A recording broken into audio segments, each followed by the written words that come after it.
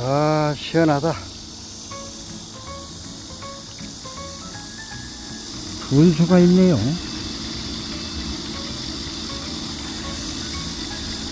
멋진 연못도 있고요.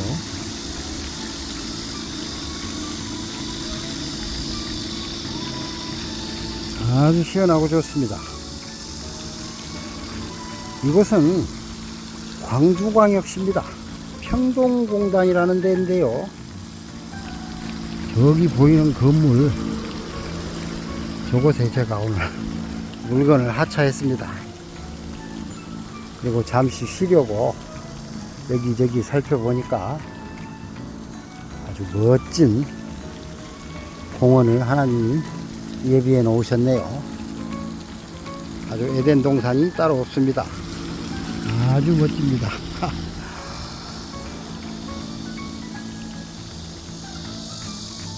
오늘 이곳에서 하나님의 말씀을 전해보고자 합니다.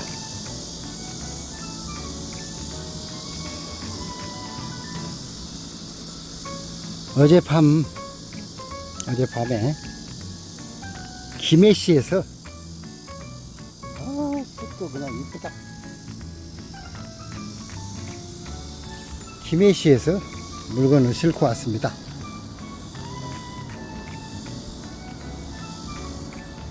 하차하고 나니까 아주 멋진 광경이 펼쳐져 있네요. 군데군데 이름 모를 꽃들이 많이 피어 있습니다. 여기 흔들의자가 있네요. 제가 이곳에 미리 말씀을 준비해 놓았습니다. 자, 한번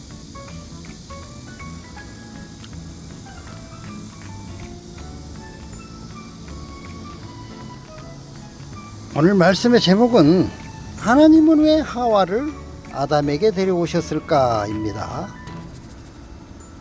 당신이 지금 여기까지 온 것도 우연이 아닙니다. 우리의 신앙이 여기까지 온 것이 결코 우연이 아니라 하나님께서 우리의 신앙을 이끌어 주셨기 때문이다 라는 의미의 제목이죠. 창세기 2장 22절 여호와 하나님이 아담에게서 취하신 그 갈빗대로 여자를 만드시고 그를 아담에게로 이끌어 오시니. 사랑하는 성도님들, 오늘 말씀은 결혼 이야기가 아닙니다. 남자와 여자 이야기도 아닙니다. 사실 오늘 말씀은 하나님이 사람을 어떻게 사랑하시는가, 그 이야기를 하고 있는 것입니다. 한번 생각해 보십시오. 아담은 깊이 잠들어 있습니다. 꼼짝도 못합니다. 죽은 거나 진배 없습니다. 아무것도 하지 못합니다. 하와를 만들지도 못하고요. 하와를 찾지도 못하고요. 하와를 기다리지도 못합니다. 자신이 하와가 필요한지조차 모르고 있습니다. 그런데 눈을 떠보니 하나님이 가장 귀한 선물을 데려오셨습니다. 성도님들, 이것이 바로 은혜입니다. 내가 찾은 것이 아닙니다. 하나님이 나에게 데려오신 것입니다. 내가 이룬 것이 아닙니다. 하나님이 주신 것입니다. 오늘 창세기 2장 22절은 처음부터 끝까지 하나님이 일하시는 이야기입니다. 첫 번째 단어 만드시고, 하나님께서 여자를 만드셨어요. 히브리어로 바나라고 합니다. 바나. 한글 성경은 만들다 라고 번역을 했는데 뜻은 세우다입니다. 세우다. 세워준다 이 말이죠. 옆에서 세워주는 거예요. 도와주는 거예요. 신앙을 세워주는 것이지요. 신앙을 건축해 주는 것이지요. 신앙의 집을 지어주는 것입니다. 누가 짓습니까? 하나님이 지어주시는 것입니다. 다윗이 하나님의 집을 짓겠다고 했죠.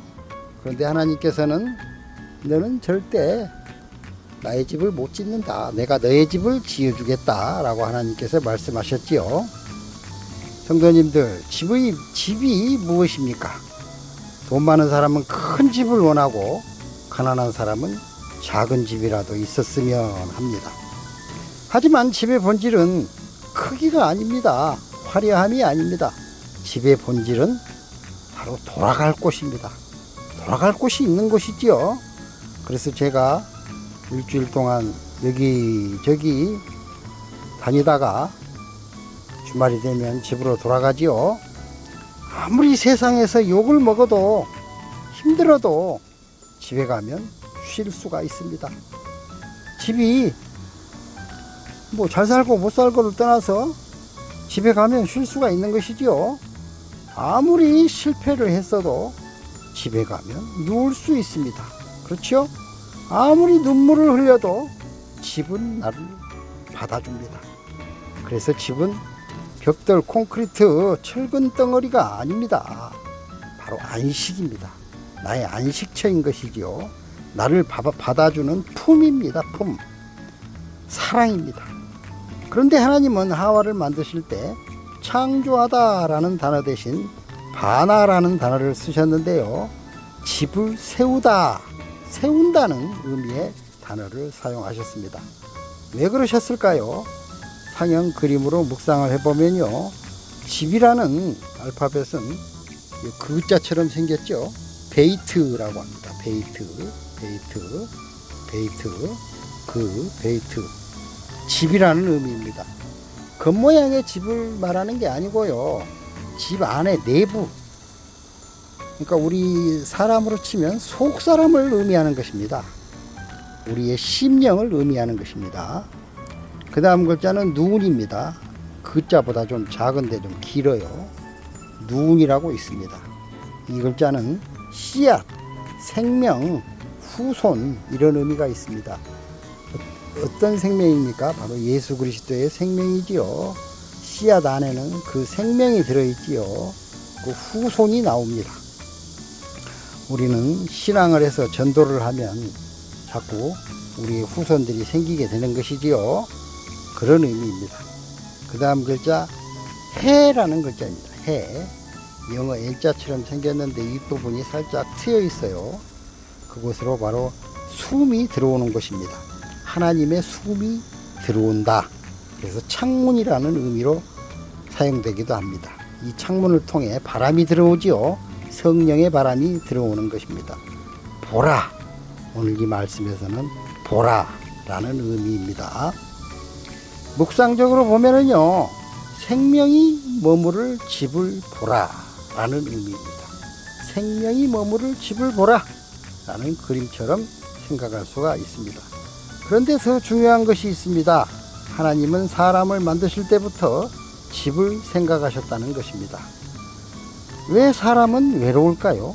왜 사람은 늘 어디론가 돌아가고 싶어 할까요? 왜 아무리 돈이 많아도 허전할까요? 왜 아무리 성공해도 만족이 없을까요? 원래의 집에서 나왔기 때문입니다. 원래의 집이 어디입니까? 바로 하나님 안에 우리가 있었기 때문입니다. 원래 에덴에 있었기 때문입니다. 우리의 집은 하나님의 품입니다. 그래서 사람은 평생 집을 찾습니다. 천국을 찾고 있는 것이지요. 그래서 돈으로 집을 찾고, 돈으로 어떻게 천국을 찾아볼까? 사랑을 해보면 천국이 찾아질까? 그래서 육신적인 에로스의 사랑, 정신적인 사랑, 이런 사랑을 많이 해보죠. 그리고 우리가 명예를 높이 쌓으면은 내가 편안해질까? 안식이 있을까? 내가 천국처럼 행복해질까? 하다 안 되니까 이제 술로, 담배로, 어떤 이들은 마약까지 서슴지 않죠. 바로 행복을 찾기 위해, 안식을 찾기 위해 그런 것입니다. 세상적인 집을 찾고 있는 것이지요. 그러나 결국 찾지 못합니다. 왜냐하면 진짜 집은, 안식처는 하나님이시기 때문입니다. 시편 90편 1절입니다. 주여, 주는 대대에 우리의 거처가 되셨나이다. 하나님께서는 우리의 거처가 되셨답니다. 영원토록이요. 성도님들, 집은 건물이 아닙니다. 하나님이십니다. 그래서 바나는 단순한 하와를 만드셨다는 뜻이 아니라, 만드시고 라는 뜻이 아니라 잃어버린 집을 다시 세우겠다. 하나님께서 우리를 세워주시겠다. 우리가 무엇을 잃어버렸습니까? 바로 하나님을 잃어버렸습니다. 하나님의 사랑을, 하나님의 품을 떠나버렸기 때문에 그 잃어버린 집을 하나님께서 우리의 심령 속에 신앙으로 세워주시겠다라는 의미의 바나라는 말씀인 것입니다. 하나님의 약속처럼 보입니다. 그 다음 글자 여자라는 단어입니다. 여자라는 단어 히브리어 이샤라고 있습니다. 이샤. 하와는 흙에서 나오지 않았습니다. 그렇죠. 아담에게서 나왔습니다. 여기서 중요한 것은 하와가 어디서 나왔느냐가 아닙니다. 왜 아담에게서 나왔느냐입니다. 하나님은 말씀하실 수도 있었습니다. 하와야 있으라. 그러면 끝입니다. 그런데 그렇게 하지 않으셨습니다. 왜냐하면 하나님은 하와가 누구인지를 보여주시고 싶으셨기 때문입니다. 하와는 아담과 다른 존재가 아닙니다. 같은 생명입니다. 같은 본질입니다. 같은 근원입니다. 그래서 아담은 하와를 보는 순간 어떻게 했습니까? 이렇게 외치죠. 이는 내 뼈 중에 뼈요 살 중에 살이라. 하와 너는 나다 이 말이죠.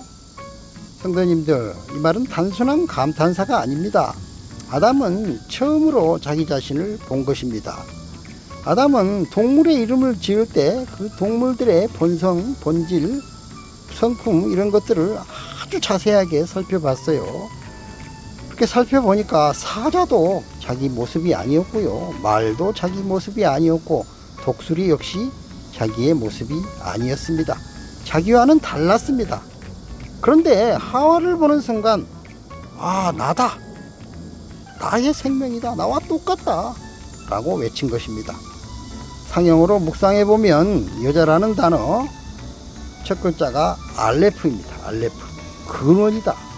하나님이라는 의미가 있습니다. 소라는 힘센 소라는 의미가 있어요. 하나님께서 힘센 소이신데 우리는 신앙을 하죠. 그래서 신앙의 밭을 갈아야 됩니다. 그래서 30배, 60배, 100배로 열매 맺는 그 신앙의 밭을 갈아주시는 근원의 시작이 되신 하나님을 의미하시는 것입니다. 그 다음 글자는 쉰입니다. 쉰. 이 글자가 불이라는 의미도 있고요. 동물의 이빨이라는 의미도 있는 것입니다.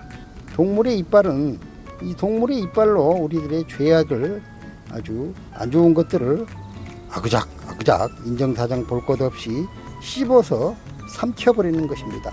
그래서 하나님의 위장으로 소화시켜서 죄악을 없애시는 것이지요. 그 다음에 불을 의미하기도 합니다. 성령님의 불을 의미합니다. 이 불은 우리의 모든 나쁜 것들을 다 태워버리시죠. 그런 의미입니다. 그 다음 글자 해라는 글자입니다. 영어 N자처럼 생겼는데 윗부분이 트여 있습니다.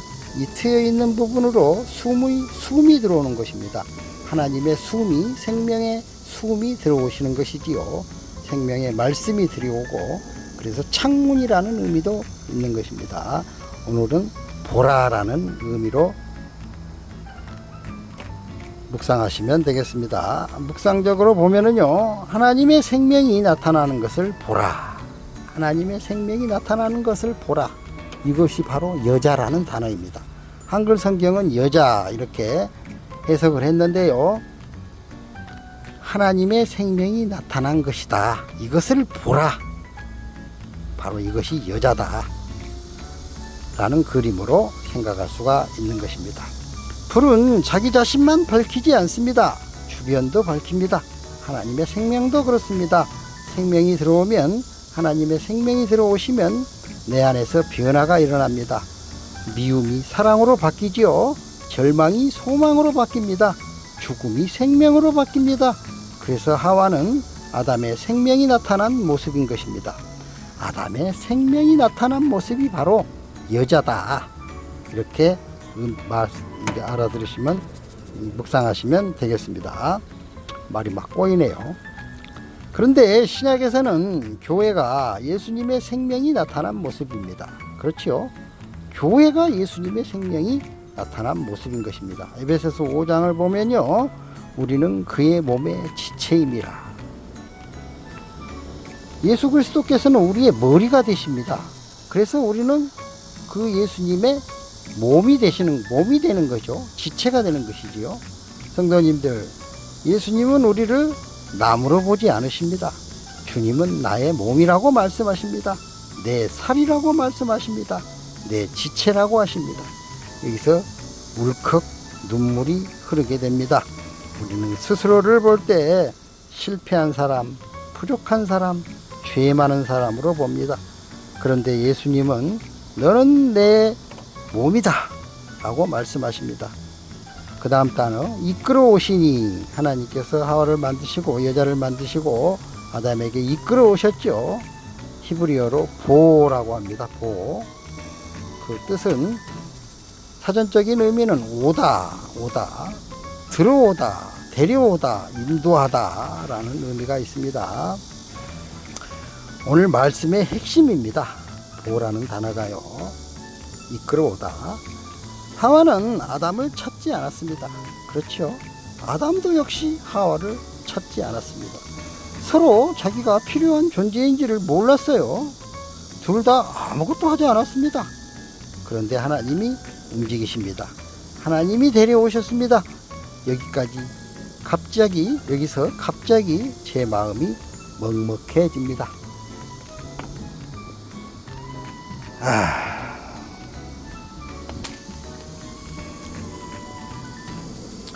왜냐하면 바로 저의 이야기 같기 때문입니다. 형제자매 여러분, 우리가 정말 예수님을 찾아온 것입니까? 우리가 신앙을 하기 위해 하나님을 먼저 찾았습니까? 정말 우리가 믿음이 좋아서 여기까지, 이 믿음까지 온 것입니까? 그것이 아닙니다. 돌아보면 전부 하나님이 데려오셨습니다. 어떤 사람은 실패를 통해 데려오셨습니다. 어떤 사람은 질병을 통해 데려오셨습니다. 어떤 사람은 절망의 눈물을 통해 데려오셨습니다. 어떤 사람은 외로움을 통해 데려오셨습니다. 그때는 몰랐습니다. 원망했습니다. 왜 이런 일이 생기느냐고 불평했습니다. 그런데 세월이 지나 돌아보니 하나님이 손잡고 여기까지 끌고 오신 것이었습니다. 상형으로 묵상해 보면요, 베이트, 집입니다. 성전이죠. 속사람을 의미합니다. 우리 속사람이 바로 성전인 것이죠. 그 다음 글자, 바브, 못입니다. 예수 그리스도께서 못 박히신 그 못이지요. 연결하는 것입니다. 십자가와 예수님을 연결했죠. 십자가와 예수님을 묶어버렸죠. 그래서 못입니다. 그래서 우리는 이 못에 예수님과 성령님과 내가 묶여야 되는 것입니다. 그래서 신앙생활을 하고 있는 것입니다. 내가 믿음이 좋아서 하는 것이 아니고요, 하나님께서 우리를, 예수님과 성령님과 나를 못 박아버렸기 때문에 어쩔 수 없이 그 못에 묶여서 연결돼서 신앙생활을 하고 있는 것입니다. 그 다음 글자는 알레프입니다. 하나님이죠. 소죠. 우리의 신앙의 밭을 갈아주는 소, 하나님입니다. 묵상적으로 의미를 살펴보면요, 하나님이 끊어진 것을 연결하여 집으로 데려오신다 라는 의미가 될 수 있습니다. 성도님들, 죄의 결과는 분리되는 것입니다. 하나님과의 분리, 생명과의 분리, 평안과의 분리, 기쁨과의 분리. 그런데 하나님의 이름 무엇입니까? 연결하는 것입니다. 바로 못으로 연결하시는 것이지요. 그 못을 박으면 얼마나 아프겠습니까? 그러나 그 아픔보다는 우리는 예수님과 성령님과 아버지 하나님과 연결되어야 하는 것입니다. 그래서 데려오는 것입니다. 누가복음 15장 4절입니다. 잃은 양을 찾기까지 찾아다니지 아니하겠느냐. 우리는 잃어버린 양이죠. 그래서 예수님께서, 하나님께서 우리를 찾아다니시는 것입니다.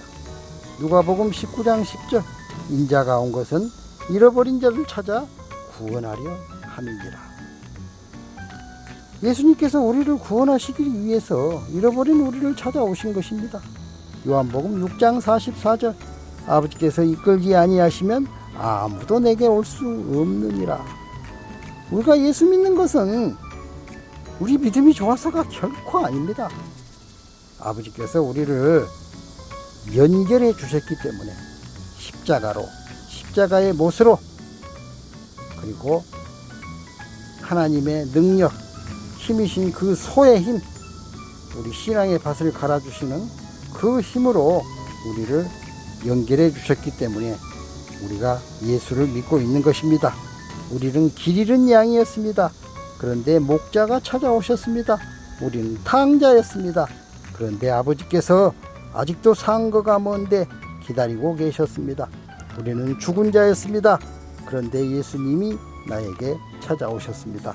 그래서 오늘 말씀은 하와를 데려오는 이야기가 아닙니다. 하나님이 잃어버린 자를 찾아 사랑하는 아들에게 데려오는 이야기입니다. 이제 그림을 보십시오. 아담은 잠들었습니다. 깊이 잠들었지요. 하와는 만들어졌습니다. 그리고 하나님이 데려오셨습니다. 예수님은 십자가에 죽으셨습니다. 아담이 깊은 잠을 잔 것처럼 예수님은 십자가에서 죽으신 것입니다. 교회는 그 피로 태어났습니다. 로마의 병사가 예수님의 옆구리를 창으로 푹 찌르니까 그곳에서 물과 피가 다 나왔죠. 우리는 그 물과 피를 먹고 마셨습니다. 그 물과 피로 교회가, 내가, 나의 신앙이, 믿음이 태어난 것입니다. 그리고 성령님은 오늘 또 우리를 예수님께로 인도하고 계십니다. 성도님들, 가만히 생각해 보십시오. 지금까지 살아오면서 수많은 일들이 있었을 것입니다. 울고불고 하던 날도 있었습니다. 포기하고 싶었던 날도 있었습니다. 왜 이런 길을 가야 하나 원망했던 날도 있었습니다.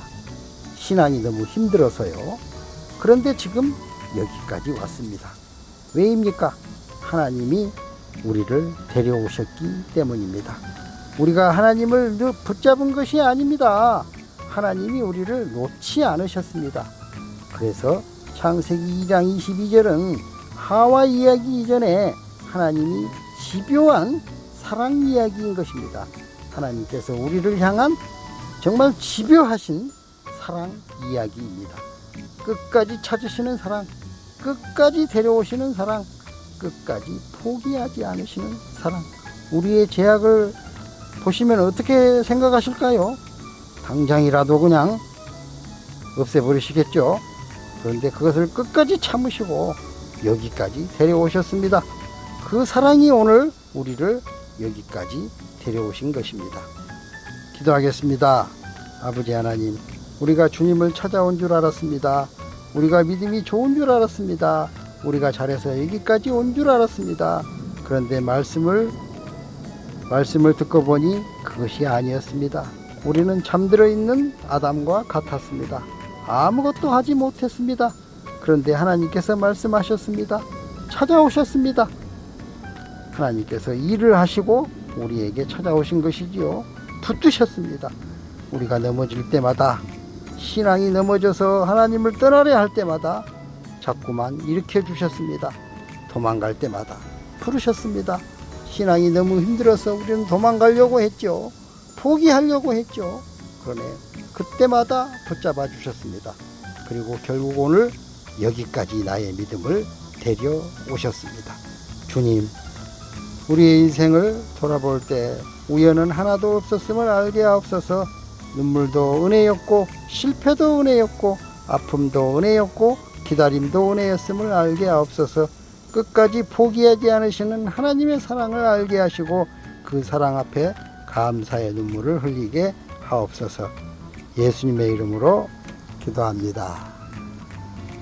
아멘. 감사합니다.